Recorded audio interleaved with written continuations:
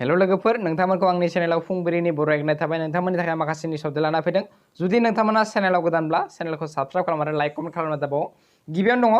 32 नं भेरगाव समितिनि 1 नं उत्तर दिमाकुसि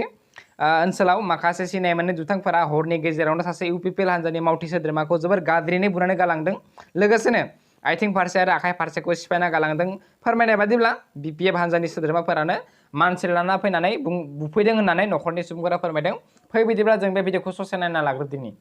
নম্বৰ উত্তৰ ডিমাকুছিৰ বাসিন্দা আজি সন্ধিয়া 5:30 মান বজাত আমি ইয়াতে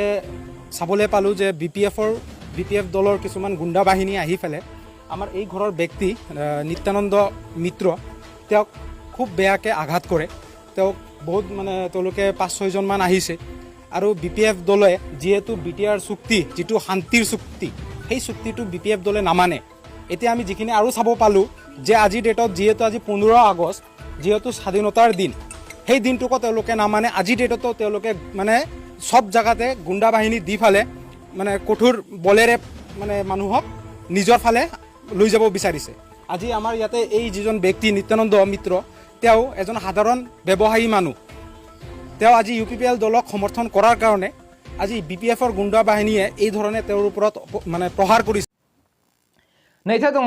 बाक्सा जिल्लानि सिङाव थानाय 22 नं खख्लाबारि बियाबनि रुपुयै सामुवाथाय भिसिडिसिनि 2 नं माजराबारि गामिनि बिपिएफनि एक्स मेम्बार रतन खेरखेतारि बिथाङा न' होगोन होननानै रायजो राजाफोरनिफ्राय रां लादोंमोन नाथाय बै रांखौ लानायखौ दिनै रायजो राजाफोरा न'आव थांना रांखौ बिहैदों नाथाय बे रांखौ दिनै बियो होनो हायैनि दान्थे बिदान्थे जानायखौ नुनो मोन्दों आरो बिथांमोना फोरमायदों दि 30 आगस्ट खालार खालि गासै रांखौ रतन खेरखेतारि बिथाङा होगोन होननानै रादाय होदोंमोन नाथाय बै दिनखालि होआब्ला गोख्रों राहा लानाय जागोन होननानै खौरांगिरिनि सिगाङाव फोरमायदों रायजो राजाफोरा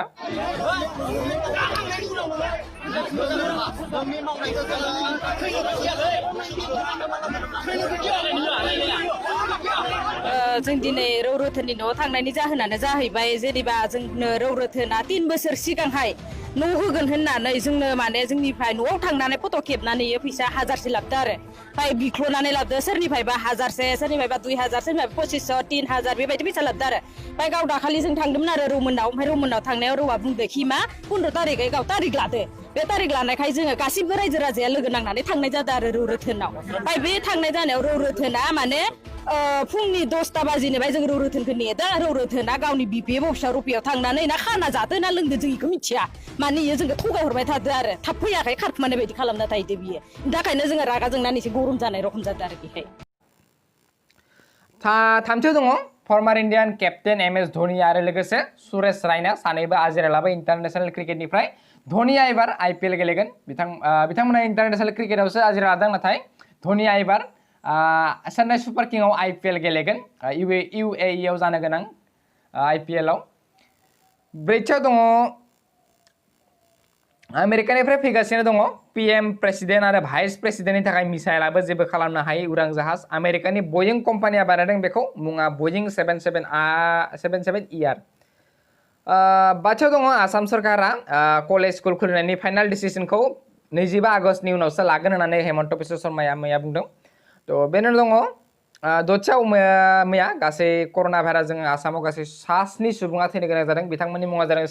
लेट सरिता देवी जैन 50 बोसोर बैसोनि बङाइगावनिफ्राय लेट आब्दुल वादुद 52 बोसोर बैसोनि दरंनिफ्राय लेट हिमांशु रन्जन दास 55 बोसोर बैसोनि करीमगंजनिफ्राय लेट फयाज आहमेद लस्कर 60 बोसोर बैसोनि